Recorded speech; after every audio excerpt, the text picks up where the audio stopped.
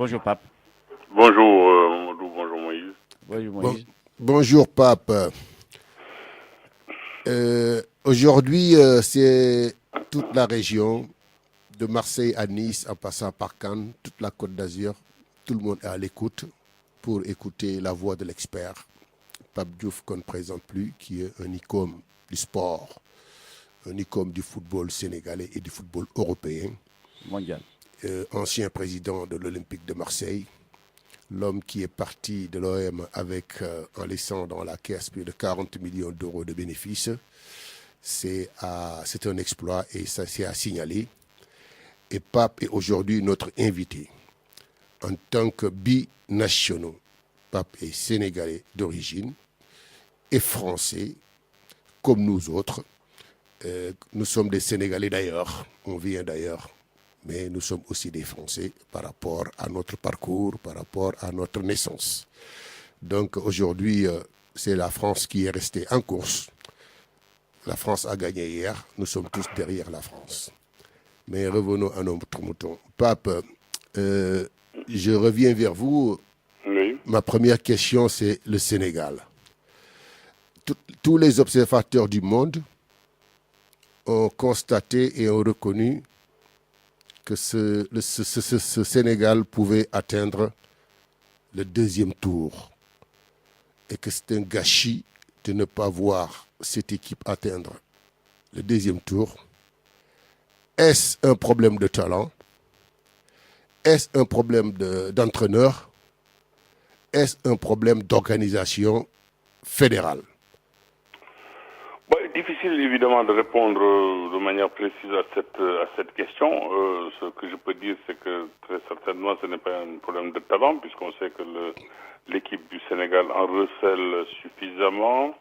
Je ne pense pas non plus que ce soit un problème d'entraîneur, puisque Aliou Cissé, depuis les années indépendance, donc depuis 1960, c'est l'entraîneur qui est à la tête des Lions a obtenu le meilleur palmarès, peut-être Bruno Metsu mis à part, puisqu'il n'a jamais perdu de match. Le seul match officiel qu'il a perdu, c'est précisément celui-ci.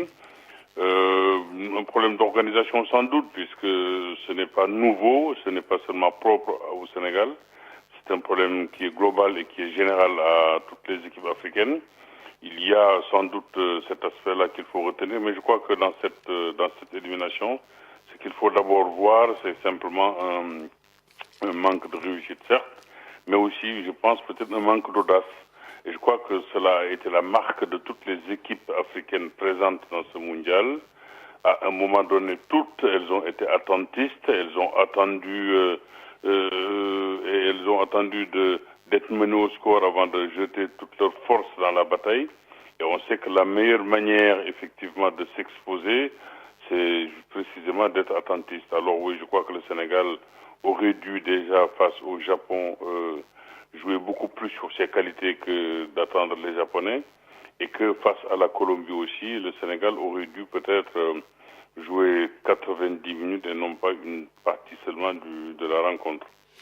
Donc si je vous comprends bien, parce que Christophe Dugarry a fait une déclaration fracassante et qui est en train de faire du feu dans les réseaux sociaux, parce que non seulement il a parlé que les entraîneurs africains et les équipes africaines étaient frileuses, que s'ils avaient vraiment joué, ils allaient avoir leur chance. Mais sur le titre, certains ont dit qu'il a dit que les équipes africaines sont nulles et ne méritent pas de jouer le mondial. Mais moi, sur la bande sonore, ce que j'ai entendu, il a simplement critiqué la frilosité des entraîneurs et que si les Africains avaient attaqué comme ils se devaient, donc ils allaient avoir des résultats. Je crois quand même quelque part que Christophe Dugarry a raison, puisque sans faire de la publicité gratuite, mais la dernière chronique que j'ai faite dans le monde.fr va dans ce sens-là. Je suis persuadé que le problème aujourd'hui des équipes africaines, c'est effectivement de respecter cette fameuse sentence qui veut qu'on gagne si on prend un but de moins que l'adversaire. Or, la réalité doit précisément être, même si la nuance est très petite, La réalité doit être de marquer un but de plus que l'adversaire et non pas d'en encaisser un de moins. Et il suffit de faire le recensement de tous les matchs disputés par les équipes africaines, par les nations africaines, pour s'apercevoir que toutes, à un moment donné, elles ont attendu et que toutes ont perdu, en fait, la qualification, ou en tout cas leur match, quasiment dans les derniers instants de la partie. Cela montre très précisément que leur frilosité, quelque part, cela montre aussi que ces équipes-là étaient d'abord venues pour défendre et non pas pour attaquer. Or, on connaît le penchant naturel du footballeur africain, c'est d'abord d'attaquer, c'est essayer de marquer un but de plus que l'adversaire. C'est le fameux précepte à l'époque vulgarisé par l'entraîneur hongrois des années 50, Gustav Sebes, qui disait peu importe de prendre 3-4 buts, l'essentiel c'est d'en marquer un de plus. Et que lui-même, si son équipe en prenait 3 de buts, cela ne le gênait pas si celle-ci marquait un 4e but. Donc je crois que c'est ce que les Africains ont oublié, pas de manière fortuite. Il est vrai qu'aujourd'hui, de plus en plus, les nations africaines font appel à des experts ou à des pseudo-experts venus d'Europe et qui tous recherchent d'abord le résultat à tout prix, comme si obtenir le résultat passait nécessairement par une défense à outrance. Ce n'est pas vrai. Je pense que le ballon, quand il est dans mon camp, je suis plutôt exposé. C'est là où le danger existe et que si le ballon s'éloigne de mon camp et va dans le camp adverse, ce ne sont pas du tout des risques que je prends. Mais aujourd'hui, c'est comme ça. Quand une équipe attaque, on a tendance à dire qu'elle prend des risques alors qu'elle ne fait que prendre des initiatives. Et que quand une équipe défend, on dit qu'elle est prudente. Bon, ce n'est pas du tout mon sentiment. Mais il y a l'adage qui dit la meilleure défense, c'est l'attaque. Oui, c'est ce que je dis. Ouais. C'est exactement ce que je dis. Attaquer, c'est évidemment éloigner le ballon de son camp, c'est donc ne pas provoquer d'occasion que l'adversaire peut exploiter. C'est aussi se donner, je dirais, une chance de gagner. Maintenant, ce n'est pas l'avis de tous les techniciens ou de tous les pseudo-techniciens, lesquels pensent que gagner aujourd'hui, ça doit passer précisément par la défense de sa cage, c'est garder celle-ci inviolée, alors que le Sénégal en 2002 et surtout le Cameroun aussi le Cameroun en 90 ont démontré exactement le contraire. Je crois que le football africain doit se nourrir de cette vérité, de cette réalité que il ne vit bien que quand il s'exprime pleinement. Moi, je reviens sur un fait que j'ai constaté, qui est la concentration. Il faut que nous sachions aussi qu'un match se joue jusqu'au arrêt des jeux. Et au moment où je vous parle, il y a 21 buts qui ont été marqués pendant les arrêts des jeux, pendant l'extra time, comme on dit. 21 buts. Et toutes les équipes africaines, la plupart du temps, ont pris ces buts-là à ces moments cruciaux par des coups de pied arrêtés, comme des corners, ou même le Sénégal, c'est sur un corner que le Sénégal a pris son but, où on a vu un manque de concentration, où on a vu des placements déficients, et je l'avais souligné en disant que les coups de pied arrêtés, les pénaltys, les coups francs et les corners ont joué un rôle déterminant au premier tour. D'ailleurs, il y a 24 pénaltys qui ont été sifflés pendant ce premier tour. Donc tout ça, c'est des coups de pied arrêtés. Que pensez-vous de ça, la concentration? Un match se joue à 90 minutes plus les arrêts des jeux. Évidemment que la concentration fait partie de l'arsenal, doit en tout cas faire partie de l'arsenal du footballeur. Mais je crois que moins qu'un problème de concentration, c'était une affaire simplement, je dirais, d'état d'esprit. Et que quand, comme je l'ai suggéré tout à l'heure, quand on cherche à défendre à tout prix, on s'expose mécaniquement. Et cette exposition-là finit parfois, effectivement, par produire un effet, l'effet contraire de ce qu'on espère. Quand une équipe attaque, on l'a vu déjà hier, même si on doit en reparler, entre la France et l'Argentine, que la France a mené 4-2, mais dès lors que les Argentins ont inscrit un troisième but, ils ont eu quasiment un ballon de quatrième but dans l'ultime seconde de la rencontre. Alors, ce qui veut dire que quand effectivement on attaque et qu'on cherche à concrétiser, l'équipe d'en face peut à un moment donné perdre un peu les pédales. L'équipe d'en face peut effectivement ne plus avoir, je dirais, les jambes pour les flûtes qu'il faut pour défendre, et que les buts peuvent effectivement s'accumuler aussi. Je pense que c'est moins un problème de concentration, puisque pendant cette période-là, ces périodes que vous évoquez, c'était des moments où les équipes en question pensaient précisément obtenir le résultat attendu et s'arc-bouter justement à leur maigre avance parfois, ou simplement au résultat entériné. Et on voyait qu'à la fin des fins, ces équipes-là perdaient. Donc, on peut penser, oui, c'est vrai qu'en football, l'avantage du football, c'est que c'est une activité où il n'y a pas de vérité absolue ou de vérité catégorique. Tout le monde a tort, mais tout le monde peut avoir raison aussi. Vous n'avez pas tort, effectivement, ni raison peut-être de parler de la concentration, mais c'est aussi un aspect, effectivement, qu'on peut retenir. Mais pour ma part, ce n'est pas forcément celui que je retiens. Je crois simplement que les dispositifs la configuration tactique des équipes en question dans les ultimes minutes d'une rencontre peuvent parfois faciliter, je dirais simplement, la débauche d'énergie de l'adversaire, et donc provoquer chez le défendant, si je puis dire, effectivement des conséquences assez graves. Moi, je reviens du cas du Sénégal. Ça, c'est mon avis personnel. Je me suis dit qu'on a pris un but là où il y avait un flottement sur le banc de touche. Un flottement. Je n'ai jamais vu une équipe à ce niveau de la compétition jouer pendant 1 minute, presque 2 minutes à 10, alors que les remplaçants sont sur la touche, et que Sabali, une fois que Sabali était sorti, notre remplaçant devait rentrer immédiatement.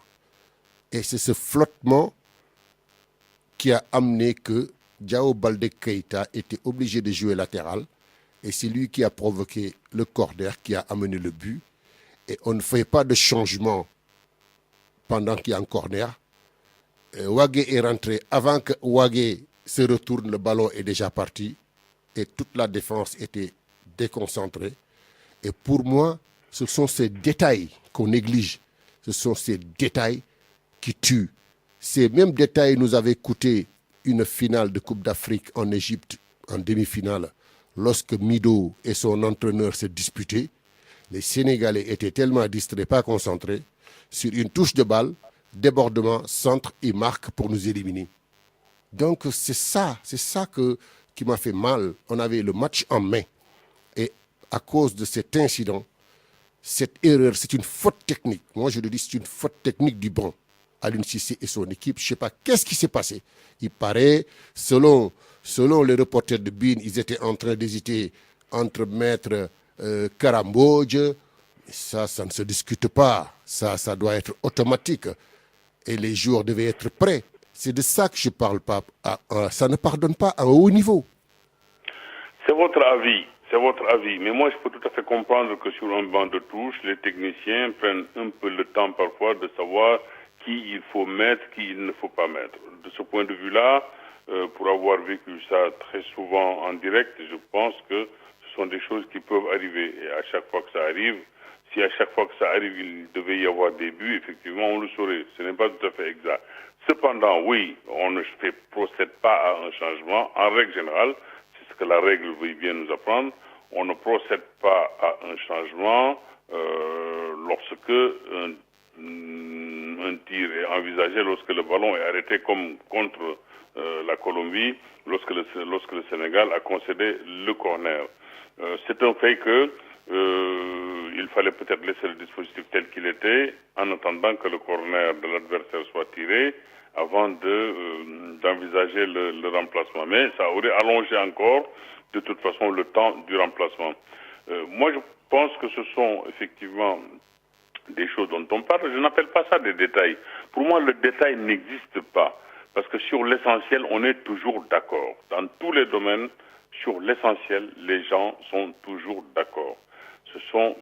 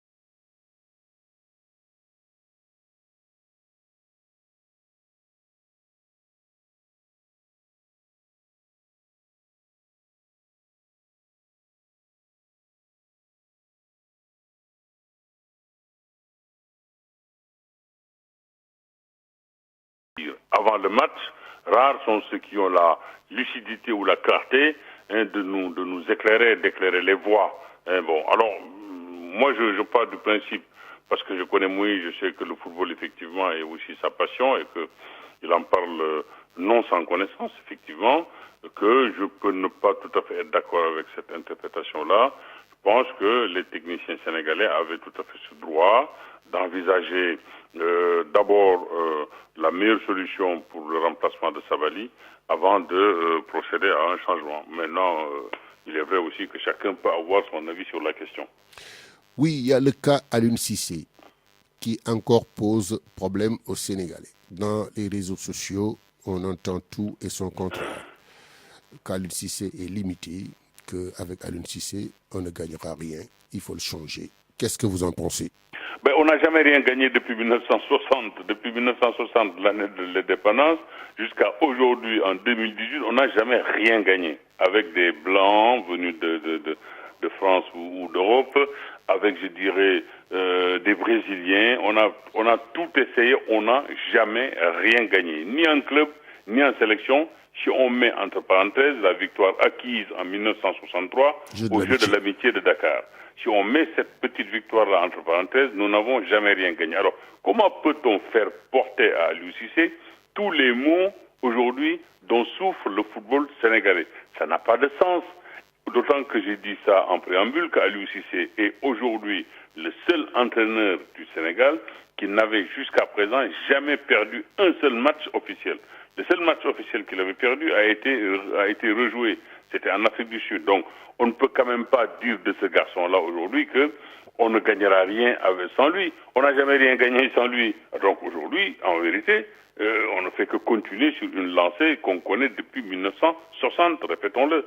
Moi, je suis de ceux qui pensent qu'Aliou Cissé est un garçon qui a fait une carrière honnête, c'est un garçon qui a le sens du métier, c'est un garçon qui a fait ce qu'il a pu, quand il a pu, il s'est battu, il a obtenu de bons résultats, malgré tout, il a qualifié l'équipe à la Coupe du Monde, ce qui n'était qu'une deuxième participation à l'épreuve mondiale. N'oublions pas quand même que la Coupe du Monde existe depuis 1930, la première édition avait été organisée en Uruguay. Depuis 1930, nous n'avions été présents à la Coupe du Monde qu'une fois en 2002. Et aujourd'hui, Aliou Cissé nous a qualifiés. Je pense dire quand même qu'Aliou Cissé, avec lui, on ne gagnera absolument rien. C'est aller vite en besogne et c'est avoir peu de considération, je dirais, pour les techniciens bien de chez nous. Donc, pour vous, on doit maintenir Aliou Cissé à la tête de l'équipe nationale? Évidemment qu'on doit le maintenir. S'il faut maintenant aller chercher un entraîneur étranger et lui donner peut-être 3 ou 4 fois le salaire qu'Aliou Cissé a aujourd'hui, sans aucune certitude, sans aucune garantie de résultat, je ne vois pas à quoi ça peut servir. Citez-moi le nom d'un seul entraîneur, je vous le répète, à part Bruno Metsu, qui a été en finale de la Coupe d'Afrique des Nations au Mali en 2002 et qui a été en quart de finale de la Coupe du Monde en 2002, dans la même année. Citez-moi le nom d'un seul entraîneur de l'équipe du Sénégal, qu'il soit un entraîneur local ou qu'il soit un entraîneur, je dirais, importé. Citez-moi un seul de nom d'une personne qui aura obtenu de meilleurs résultats qu'Aliou Cissé. Il n'y en a pas. Il n'y en a pas. Alors donc, pour ma part personnelle, je me dis que Aliou Cissé peut gêner parce qu'il est sénégalais et que être sénégalais et entraîner l'équipe du Sénégal peut gêner certains. Mais au jour d'aujourd'hui, très honnêtement, je n'entrevois absolument pas une autre issue que celle de le reconduire. Il est là, il connaît déjà les garçons, il a déjà été en quart de finale de la Coupe d'Afrique des Nations. C'est vrai que là, bon, c'est sur un coup de dé que nous n'avons pas été qualifiés, nous n'avons pas été battus, sinon par la série de tirs au but. La Coupe du Monde, oui, contre la Colombie, ça pouvait être aussi, ça pouvait aller dans un sens ou dans un autre, mais il a tout été là. Donc, mon avis est que le remplacer serait à nouveau reprendre les choses à zéro, recommencer encore ce que nous avons toujours fait et qui ne nous a jamais réussi. Je parle du staff technique.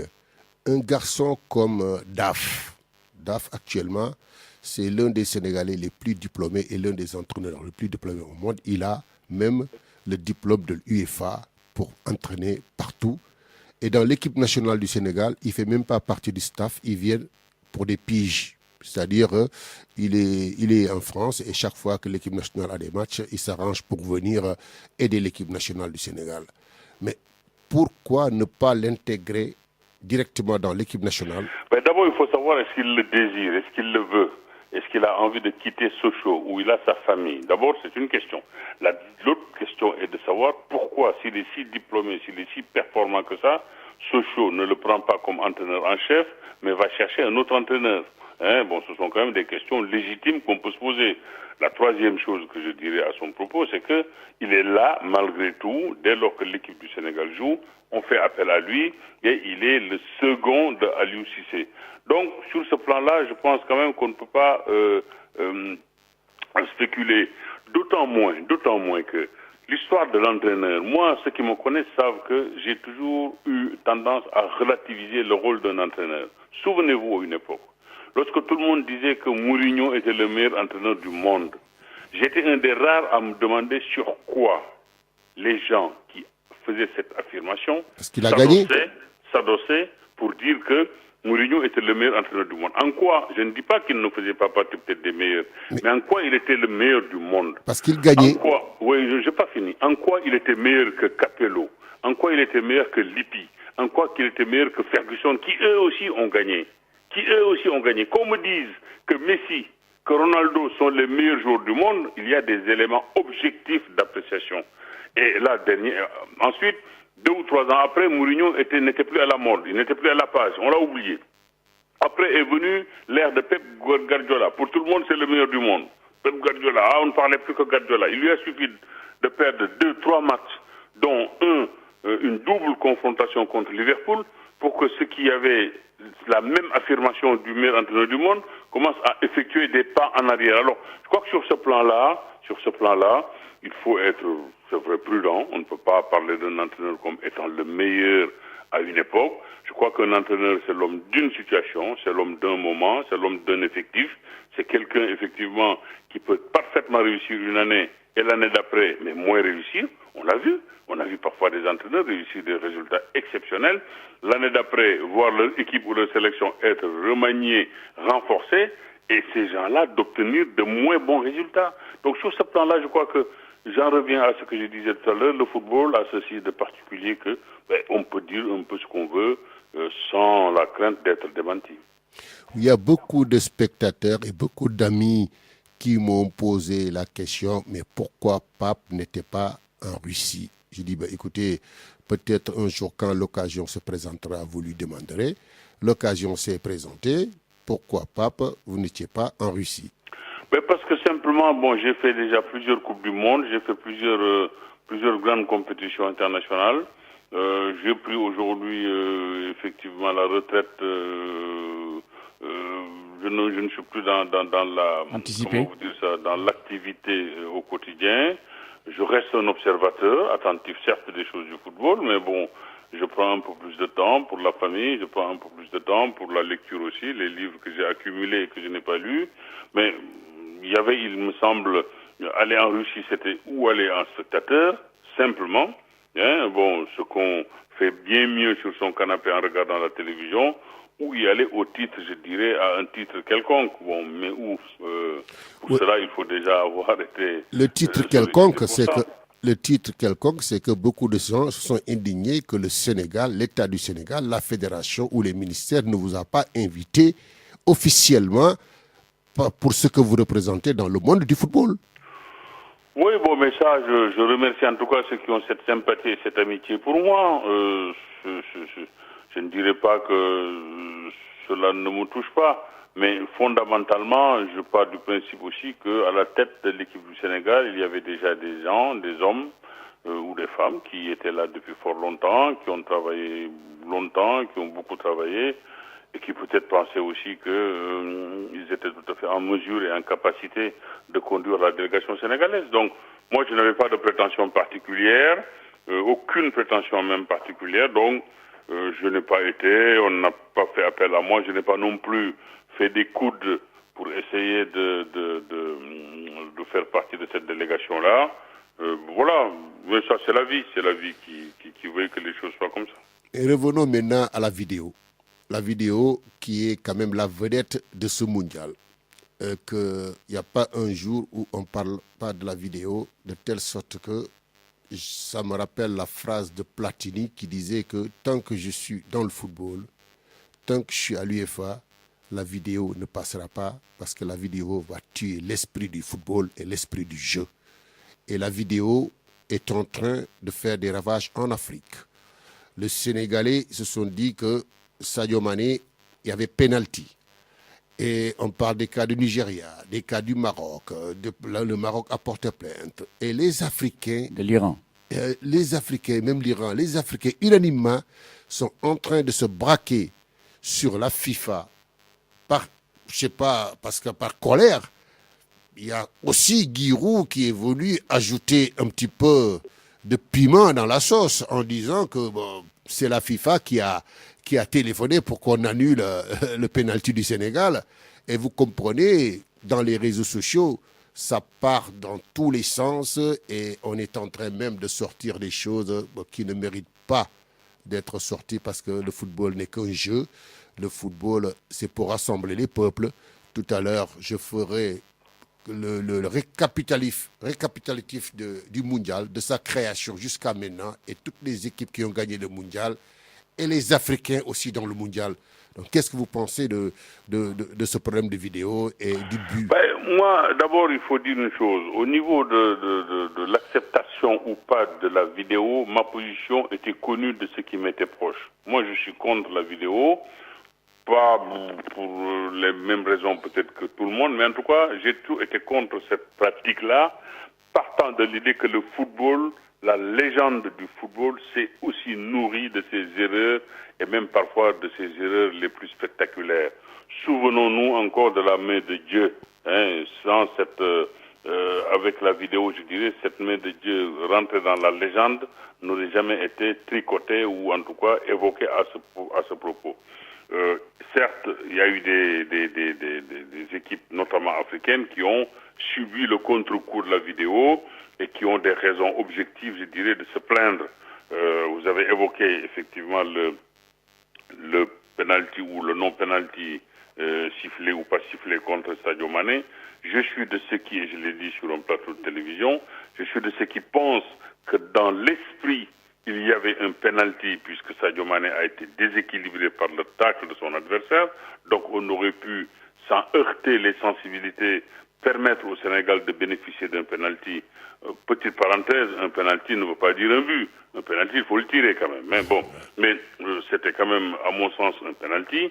Mais la lettre, ça c'est l'esprit. La lettre dit très clairement aussi que si l'adversaire touche d'abord le ballon, et même si l'adversaire tombe, Si d'abord il touche le ballon, il n'y a pas pénalty. Donc en l'occurrence, je pense que les arbitres ont d'abord appliqué la lettre, ce que on peut, en tant qu'Africain ou Sénégalais, regretter assez amèrement, puisque si le Sénégal, en ce moment du match-là, avait bénéficié d'un penalty, ça aurait pu effectivement changer la donne. Je ne dis pas changer le résultat, mais donner en tout cas une autre configuration au match. Alors, oui, la vidéo Platini, qui est un homme du football et qui connaît parfaitement le sujet, avait raison, effectivement, de se plaindre, en tout cas de ne pas, de ne pas être adepte de cette pratique-là.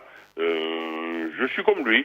Je pense simplement qu'on aurait dû utiliser la vidéo dans certains cas très spécifiques, très spécialement dessinés, comme lorsqu'un but est marqué ou pas, regarder un peu la ligne, si le ballon a franchi ou pas. Je pense que dans ce type de situation, de circonstances, la vidéo peut tout à fait servir, mais hormis cela, c'est vrai que ça casse le jeu, c'est vrai que cela, quand on voyait un but accordé puis désaccordé, quand on voyait un penalty refusé puis accordé, cela faisait un peu, je dirais, un peu de folklore, même s'il est vrai que, bon, les changements induisent toujours un temps nécessaire d'adaptation, mais en l'occurrence, je pense quand même que l'esprit même du jeu n'était plus tout à fait le même avec la vidéo que sans. Et l'arbitre central, quel est le rôle maintenant de l'arbitre central qui est au feu de l'action, qui en premier temps désigne le point de pénalty. Donc, ça il était convaincu.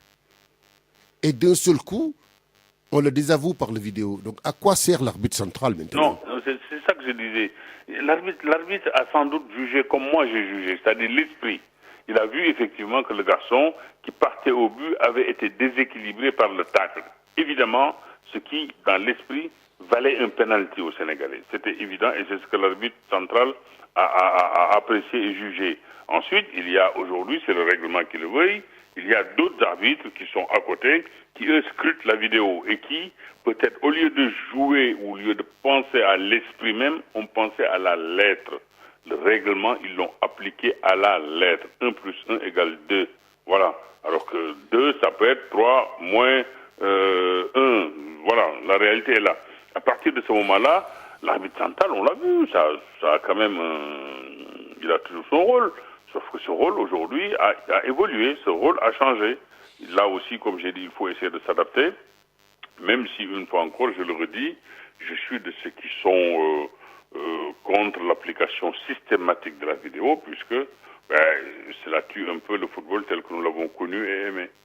Revenons sur le plan économique, parce que ça parle beaucoup. On a vu que le Maroc n'a pas pu organiser le mondial 2022, je pense, ou 26, qui devait 26, parce qu'il y avait 3 pays qui sont des continents. Il y avait les États-Unis d'Amérique qui a déjà organisé la Coupe du Monde. Il y a le Mexique qui l'a organisé 2 fois. Et il y a le Canada, un grand pays aussi qui était pour l'organisation. Mais est-ce que le Maroc pouvait rivaliser avec ces 3 pays? Et compte tenu des bénéfices, il a été constaté que si ces 3 pays organisaient le mondial, ça faisait une rentrée d'argent de 14 milliards de dollars dans les caisses de la FIFA. Et que si c'était le Maroc, c'est 4 milliards de dollars qui va rentrer. Et qu'aujourd'hui, on voit les grandes industries Coca-Cola, les grandes industries américaines qui tiennent la FIFA. Est-ce que la FIFA n'est plus un machin commercial? De toute façon, la FIFA l'a toujours été. Depuis le temps de Joao Volange, en passant par Blatter et tout, la FIFA a toujours su gérer ses intérêts commerciaux au plus près. Donc ce n'est pas une nouveauté. Il ne faut pas évidemment s'alarmer ou bien, je dirais, faire semblant de découvrir que la FIFA est d'abord très intéressée par ses propres intérêts. La candidature du Maroc, qui était la 5e en réalité pour organiser la Coupe du Monde, avait effectivement peu de chances d'être retenu par rapport à cette triptyque que vous avez cité, Mexique, Canada, États-Unis. Parce que d'abord, ce n'est pas non plus, il faut dire les choses, peut-être que je ne ferai pas particulièrement plaisir à nos amis marocains, mais ce n'est pas parce que on présente 5 fois ou 6 fois le permis de conduire qu'on doit l'avoir. Ben, on peut effectivement présenter 5 ou 6 fois sa candidature pour la Coupe du Monde aussi et ne pas, je dirais, réunir peut-être tous les éléments requis de manière à pouvoir faire une organisation parfaite. Bon, je crois que dans cette affaire-là, quand on prend le nombre de votants pour la candidature américaine, la triple candidature américaine et tout, il y a effectivement au sein des fédérations, et même parmi les Africains, beaucoup d'instances qui ont pensé que le Maroc n'était pas encore prêt pour organiser cette Coupe du Monde. Moi, je crois que le mérite du Maroc, c'est déjà au moins de se présenter. Le mérite du Maroc, c'est malgré tout, et chaque année, et à chaque fois, à chaque édition, d'essayer d'améliorer le cahier des charges, en l'occurrence, mais peut-être qu'il est encore un peu trop tôt, surtout que nous nous dirigeons vers un mondial de 48 nations. Peut-être qu'il est encore un peu trop tôt pour le Maroc de pouvoir organiser dans les faits une Coupe du Monde. N'oublions quand même pas que l'Afrique l'a organisé une fois, c'est l'Afrique du Sud. Mais l'Afrique du Sud, il faut le savoir quand même, représentait en cette période-là à elle seule la moitié de l'économie africaine. Même si aujourd'hui le Nigeria a pris le relais et est devenu la première puissance économique du continent, n'oublions quand même pas que l'Afrique du Sud a représenté à elle seule la moitié de l'économie africaine. Donc, c'était très différent, l'Afrique du Sud était très différente. Et d'ailleurs, aujourd'hui, quand on voit ce qui se passe en Afrique du Sud, les stades qui sont livrés à eux-mêmes, qui sont livrés aux 4 vents, on a vu effectivement qu'il y a eu des dépenses somptuaires qui ont été faites et qui n'ont pas eu de retour réel pour le peuple. C'est comme les Jeux Olympiques de Moscou, que beaucoup d'infrastructures ont été faites et aujourd'hui qui sont en abandon. Mais Pape, moi je me disais, le Japon et la Corée du Sud, ce sont des grandes nations. Et ils ont eu la bonne résolution de s'unir pour organiser le Mondial 2002. Mais le Maroc, il y a l'Algérie qui est à côté. Il y a la Tunisie qui est un pays touristique. Il y a l'Égypte qui est un pays touristique. Pourquoi ne pas créer une candidature maghrébine où le Maroc, avec 12 poules, parce que ce sera 48 équipes, avec 12 poules de 4, que le Maroc attribue 2 poules à l'Algérie, 2 poules à la Tunisie, 2 poules à l'Égypte et prendre les 6 poules, les finales, les demi-finales et vice-versa, quoi, pour que ces 4 pays, tous ensemble, l'Algérie, la Tunisie, le Maroc et l'Égypte, puissent présenter une candidature du Maghreb qui aura plus de portée et plus de force sur le plan des infrastructures, parce qu'il y aura 48 nations qui seront présentes lors de ces Coupes du Monde. Et je pense, est-ce que le Maroc a les moyens de ses idées? De toute façon, ça part d'un bon sentiment, effectivement, l'idée que vous exprimez, sauf qu'il y a tellement, je dirais, d'écueils, il y a tellement de raisons qui ne facilitent pas ce projet-là, qu'il ne faille pas tout de suite, je dirais, penser la chose réalisable ou possible, ne serait-ce qu'en tenant compte des problèmes, des vrais problèmes géopolitiques qui existent entre le Maroc et l'Algérie, ne serait-ce que entre ces deux pays-là, envisager, je dirais, une union pour organiser la Coupe du Monde, je pense que cela relève plus du bon sentiment que d'une réalité bien maîtrisée. Alors, en tout état de cause, oui, le Japon et la Corée ont uni leurs forces, leurs efforts pour essayer d'organiser la Coupe du Monde. Ils y sont parvenus. Il faut que, effectivement, le Maroc réfléchisse. Il faut que le Maroc... La preuve, c'est que le Maroc s'est représenté aussitôt pour les Coupes du Monde qui viennent. Yeah. Cela montre que les Marocains eux-mêmes se sont sans doute aperçus que leur dossier présente encore peut-être quelques défauts ou quelques insuffisances et qu'il faille, de ce point de vue-là, essayer de les combler, essayer de parvenir précisément à un dossier sans faille, ce qui n'est pour le moment pas encore le cas. Moi, je pense qu'il faut dire les choses telles qu'elles sont. L'Afrique aujourd'hui est difficilement en mesure d'organiser, de prendre en charge une telle organisation. Quand on connaît les problèmes dont souffre l'Afrique, que ce soit la malnutrition, que ce soit les problèmes de santé, que ce soit les problèmes d'éducation, que ce soit les problèmes, tous ces problèmes-là sont des problèmes, à mon sens, prioritaires, des problèmes majeurs sur lesquels nous devons réfléchir et nous pencher. Davantage, je dirais, que de penser à organiser la Coupe du Monde. La Coupe du Monde, il y a des pays qui sont tout à fait en mesure de l'organiser correctement, convenablement. Essayons en tout état de cause et arrêtons peut-être de penser que le football, de manière isolée, peut se développer tout seul en Afrique. L'Afrique ne se développera que si tous les secteurs sont pris en charge. On ne peut pas rêver de football, penser de football, comme certains qui disent oui, tel gouvernement doit aider telle ligue à mettre en place une organisation professionnelle. Une organisation professionnelle, forcément, c'est une entreprise privée, c'est une entreprise, je dirais, c'est une affaire privée. Donc l'État, que ce soit du Sénégal ou d'autres, ne peut pas se permettre d'investir pour une entreprise privée parce que simplement c'est le football. Ou alors s'il le fait, il va le faire aussi pour le commerçant qui ouvre un magasin. Donc que l'État, parce que l'État a effectivement un devoir régalien. Son devoir régalien, c'est de doter chaque pays d'infrastructures de nature à pouvoir pratiquer le sport de haut niveau et le sport de masse. Ça, c'est le rôle de l'État. C'est son rôle régalien. Mais sorti de là, l'État ne peut pas, je dirais, penser football, ne penser que football, alors que les problèmes l'assaillent, alors que les problèmes sont multiples, alors que les populations sont fatiguées. Mais Pape, l'État aussi a le droit régalien, comme vous le dites, de construire des infrastructures à la hauteur pour que sa jeunesse puisse s'épanouir.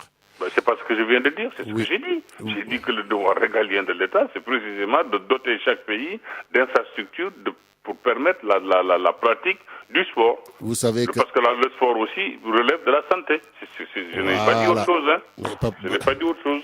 Vous savez que vous êtes d'un secteur où il y avait 3 stades qui étaient à presque dans un rayon de 1 kilomètre, que vous connaissez bien, le stade fédéral, qui est le stade Iba Mar Diop, le stade Assane Diouf et le centre de course. C'était tous les beaux moments du football sénégalais se sont passés dans ces secteurs-là.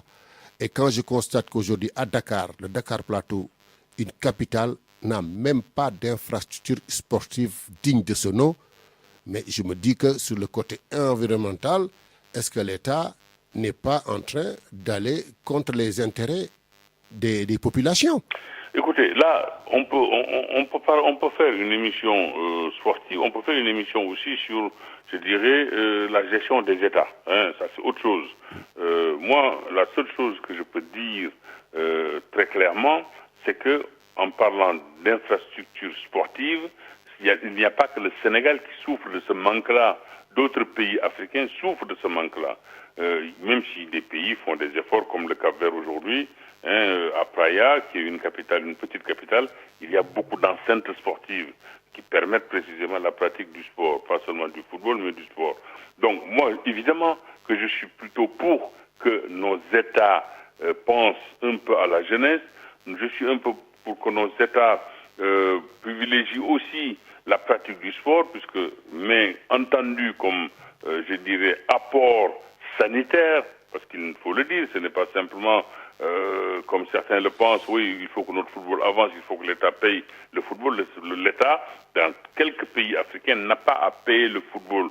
Le football est à payer par les initiateurs, par ceux qui veulent eux-mêmes. Quand j'entends un jour un dirigeant d'un grand club à Dakar dire si l'État me donne 500 ou 600 millions, je gagne la Coupe d'Afrique, j'ai eu envie de sourire.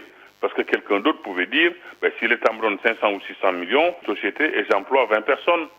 On ne peut quand même pas non plus, je dire n'importe quoi. On ne peut pas, à un moment donné, se mettre, je dirais, à délirer, quoi. Il faut simplement admettre les choses comme elles sont.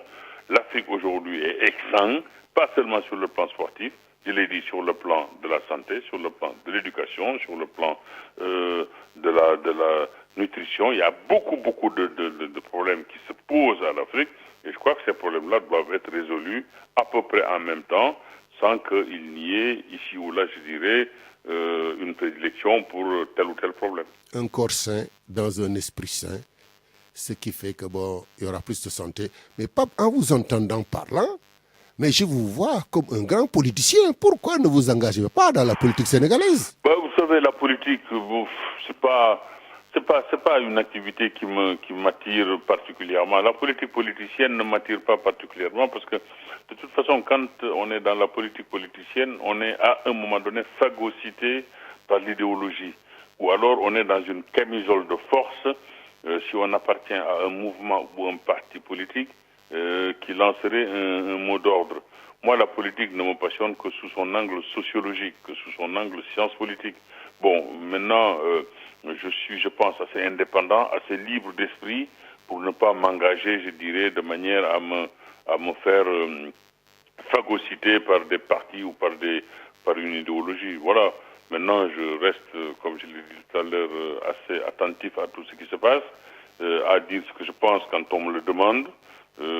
Non pas à donner des conseils puisque je n'ai pas de conseils à donner, mais je suis toujours prêt à discuter, je suis toujours prêt à dialoguer, je suis toujours prêt à échanger, puisque je pars du principe que tous les individus se valent et que chacun a une idée et que cette idée-là, je dirais, peut avoir son importance.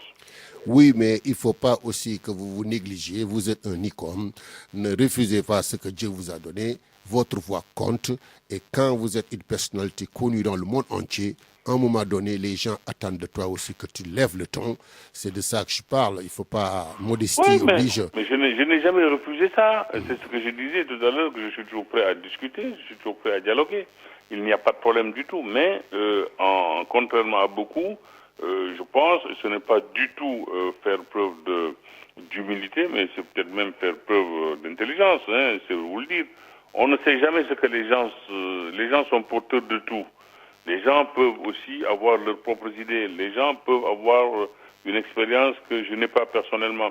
Donc oui, je les écoute aussi. Je suis maintenant, je n'ai jamais refusé d'assumer ma part de responsabilité. Lorsque cette part de responsabilité, je dirais, existe, oui, je l'assume. Je n'ai jamais fui mes responsabilités.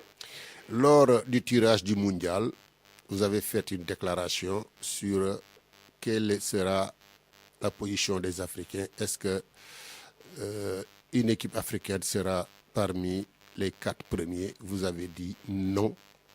Et ça a fait un tollé dans les réseaux sociaux. Et aujourd'hui, l'avenir vous a donné raison. Qu'est-ce que vous dites de cela? Et aussi, quel conseil donnez-vous pour l'avenir du football sénégalais? J'aurais préféré ne pas avoir raison. Évidemment, j'aurais préféré aujourd'hui voir une nation africaine se qualifier pour les huitièmes, pour les quarts et même pour la demi-finale. Il n'y a pas de problème là-dessus. Il y a des moments où on est heureux, où on peut être heureux de se tromper. Bon, je ne me suis pas trompé parce que simplement en faisant l'évaluation exacte des forces en présence, donc aussi bien de l'Afrique que du reste du monde, je me suis aperçu que l'Afrique n'était pas encore prêt à prétendre être dans le concert du football mondial. Ça, c'est mon sentiment. Il y aura des échappées belles, comme le Maroc, le Ghana en Afrique du Sud, le Sénégal en Corée, au Japon, le Cameroun en Italie. Il y aura ces échappées-là, mais parce que c'est le football qui veut que on ne puisse jamais, à vrai dire, dès le départ, dire comment les choses vont se passer. Mais fondamentalement, le football africain est aujourd'hui, je dirais, un peu au niveau de là où l'Afrique est, c'est-à-dire pas encore, je dirais, au niveau des grandes nations du monde.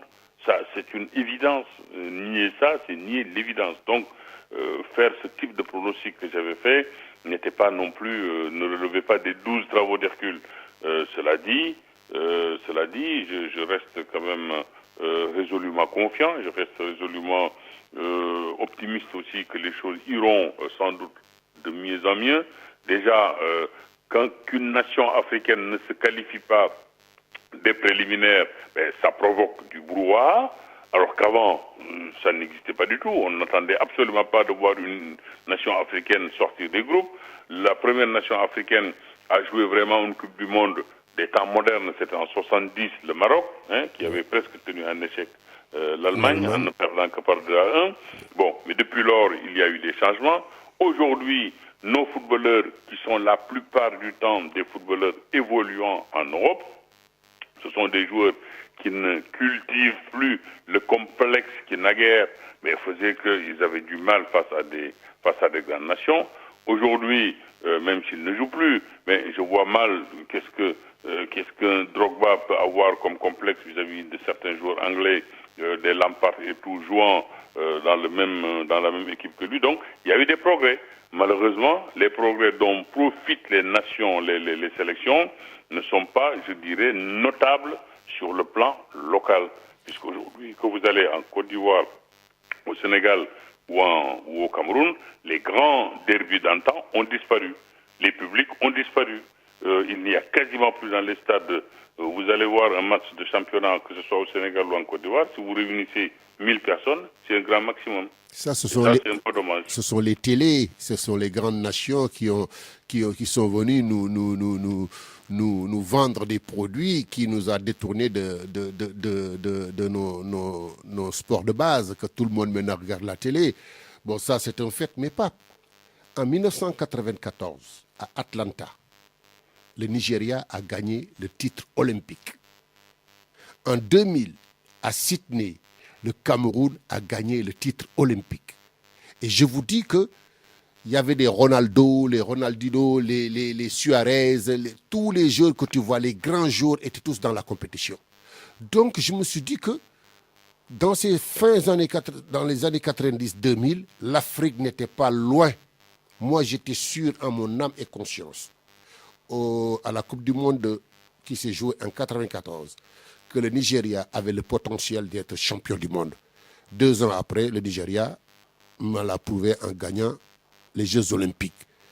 Et le Cameroun est allé gagner les Jeux de Sydney.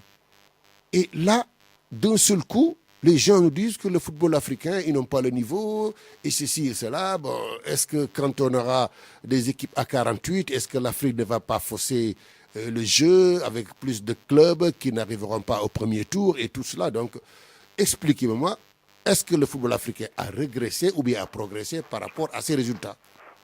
Vous savez, moi, ces résultats-là méritent en tout cas étude, méritent d'être étudiés. Vous savez que les grandes nations du football n'ont jamais considéré ces résultats-là comme des progrès. À tort ou à raison, de toute façon, à tort ou à raison, je dis bien. Parce que simplement, pour eux, il y a, je dirais, parfois manipulation qui se passe sur le continent africain et qui peut parfois fausser des résultats. Mais ça, je le redis, c'est à tort ou à raison. C'est pas sur ce plan-là que je vais m'arrêter. Il y a bien d'autres choses à dire. Moi, je dis simplement que la réalité, elle est là. Elle est dans cette dernière Coupe du Monde, où on a eu 5 représentants et où on n'a pas vu un seul de nos représentants, je dirais, se qualifier pour le second tour, pour les 8e de finale. Ça, c'est une réalité.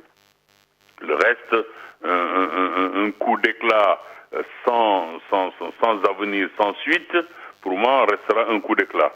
C'est un peu le Sénégal en 2002, c'est aussi le Maroc, le Cameroun en 90. Bon, non, je pense que pour parler de progrès, il faut une constance. Il faut, je dirais, un suivi. Il faut une réalité derrière. On ne peut pas, je dirais, le métal est peut-être beau dans un coup d'éclat, mais à l'intérieur, il faut voir comment il est. Est-ce qu'il n'est pas gangréné? Bon, alors je ne sais pas. Moi, personnellement, je ne sais pas. Maintenant, si l'Afrique veut avancer, ce n'est pas seulement par le football qu'elle avancera. Elle n'avancera que si elle tient ou elle prend en compte tous les secteurs d'activité de la vie africaine. Et voilà, c'est ça le peuple politicien. On aurait bien voulu que vous veniez faire des débats au Sénégal dans ce cadre pour que changer la donne, quoi. Parce que ça, c'est ça la réalité. Parce que notre football ne doit pas être l'arbre qui cache la forêt. Le mondial de l'équipe nationale du Sénégal ne doit pas être l'arbre qui cache la forêt. Il y a tellement de choses, on n'a pas de politique sportive digne de ce nom au Sénégal, où c'est le président de la République qui finance tout. Et finalement, on se demande la question à quoi servent nos fédérations qui ne sont même pas capables d'organiser des ligues et des championnats dignes de ce nom. Bon, merci Pape pour votre intervention. Vraiment, ça a été d'une qualité exceptionnelle et vous nous avez fait faveur aux Sénégalais qui sont dans la diaspora et tous les Sénégalais de Nice jusqu'à Cannes, Montpellier, Aix, Toulon, tout le monde était à l'écoute et vous disent merci et on vous laisse le dernier mot pour les auditeurs et auditrices de Radio Galère qui sont à table. C'était une interview exclusive de Pape Diouf